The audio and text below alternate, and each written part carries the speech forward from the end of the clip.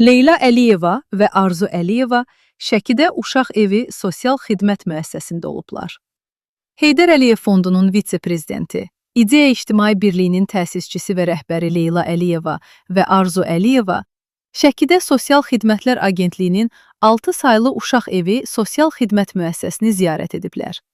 Yarımada.info xəbər verir ki, səfər zamanı Leyla Əliyeva və Arzu Əliyeva müəssisənin fəaliyyəti, valideyn himayəsindən məhrum olmuş uşaqlar üçün yaradılan şərait, onların təlim-tərbiyəsi və sosial müdafiəsi istiqamətində görülən işlərlə yaxından tanış olublar.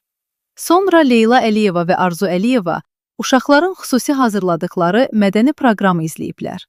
Proqram çərçivəsində uşaqlar tərəfindən rəqs və musiqi nömrələri təqdim olunub.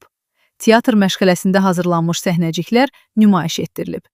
Uşaqların yaradıcılıq bacarıqlarını, istedadını və səhnə mədəniyyətini əks etdirən çıxışlar maraqla qarşılanıb.